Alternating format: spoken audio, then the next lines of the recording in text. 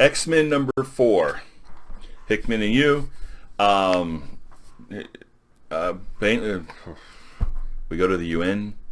We have conversations. There was some good stuff. Let's dive in.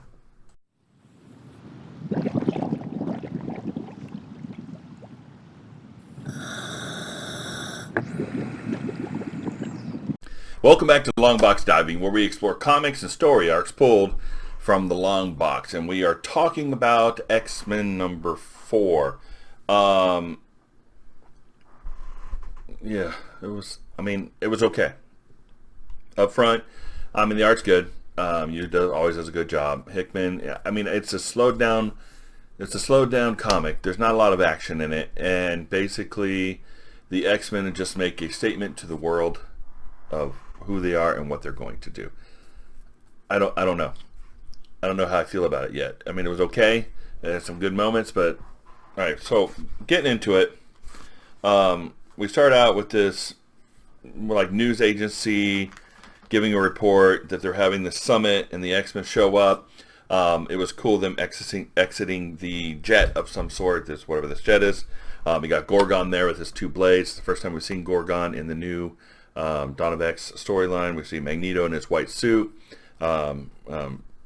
Cyclops is looking, ready to go, and Apocalypse. Actually, seeing Apocalypse in his suit, and he's got some good lines in here too. And we got Xavier, and so they're all showing up to this summit, this Unitype summit. A lot of these are groups of people that they don't necessarily have ties with. They don't really have deals with. Some they do, some they don't. We see Wakanda's here and some other places. So they walk in, and basically Gorgon and Cyclops are considered bodyguards, so they're not allowed to go into the room with the group. So they're like, hey, we'll just stand here.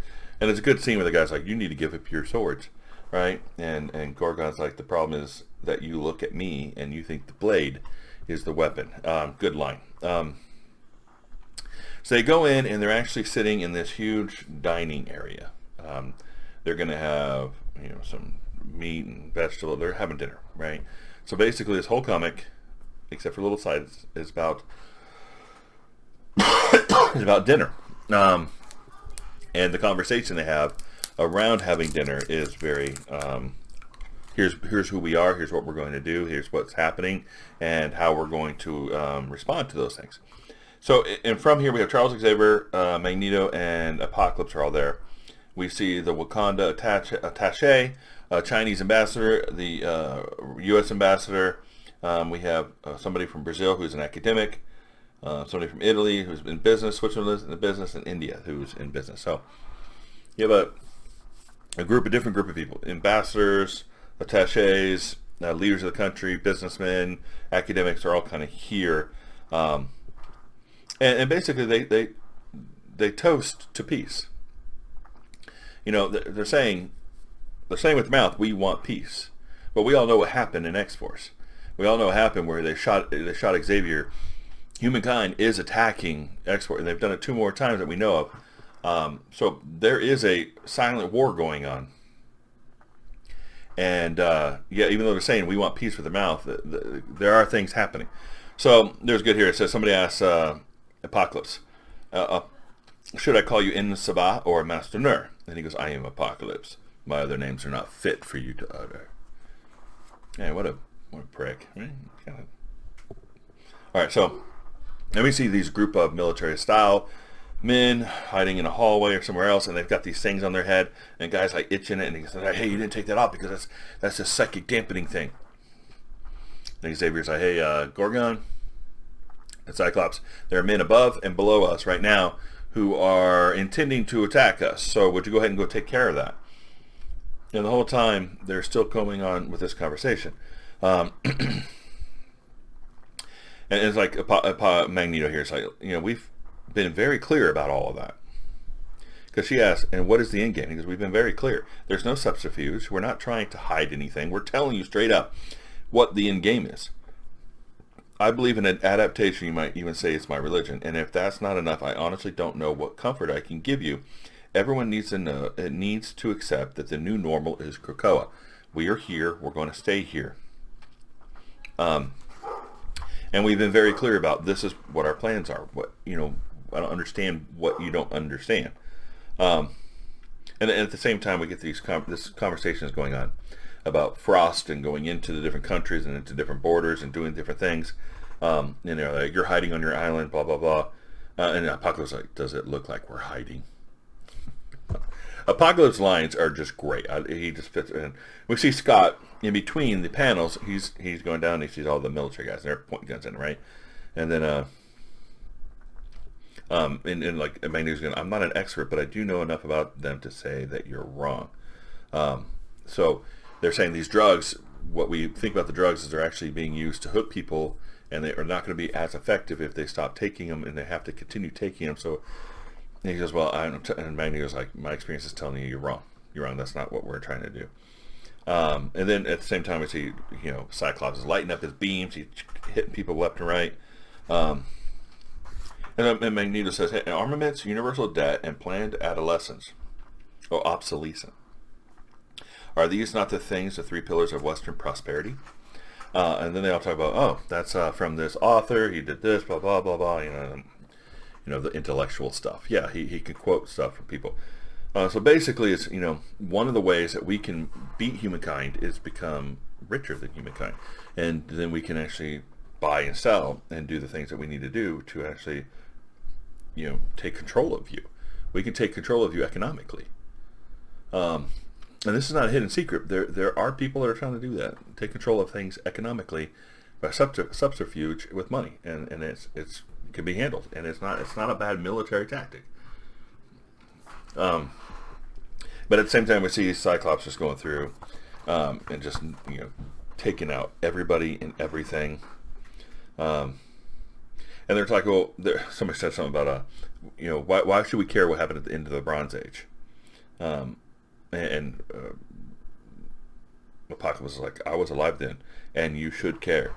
He goes, so what caused the sudden collapse of the Bronze Age? And Apocalypse goes, me.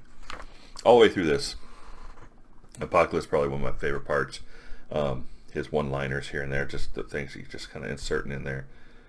And so, like, Magneto's like, you know, before I would have tried to show you how strong I was by taking control of all your military and trying to turn it against you. But I've seen what you do here. And so, better version of better life, better drugs for longer, healthier existence. And then we'll take that money, the outrageous sums of money that you will give us, because it also means more wealth for you, and we will invest it. We will buy your banks. We will buy your schools. We will buy your media. We will buy your politicians. And then when we have bought all the rest, we will buy you, because you have taught us that everything comes with a price, and we are happy to pay it. So, woo, snap. Okay. So, yeah, not a lot of action, but they are laying it down right now. Magneto's like, you know, I'm not tired of showing you. I can show you my power. I don't need that. I can just buy you. And you will give me the money that lets me buy you. I mean, that's great. There's a great scene here where Cyclops is wrestling with a dude, and then another guy comes up with a gun, and he goes, "Little help!" And Magneto flicks his fork like this, and the gun flies out of the dude's hand. That was cool. All right, so, and he gets done. Magneto gets done with his conversation. He's like, "Oh, by the way, the meat was good." You know, compliments to the chef, and like everybody at the table was like stunned into silence. And so, you know, Cyclops gets done with what he's doing, and then we see Gorgon. Gorgon took a different tact than Cyclops. Gorgon's tact was, let's cut everybody's arms off so they can no longer hold weapons. Now, he didn't kill him, because there's a rule. You're not allowed to kill. You're not supposed to kill humans, and that's something that they said in there. Is like, we even have a rule not to kill humans, but you guys are coming and attacking us on our island. Why should we care about you guys? And so he did. He went and he wipes the blade off and he sheathes the swords. He says, I know it's better that you live like this, with the shame of what you are. Embrace this mercy, human, and never again test my kind.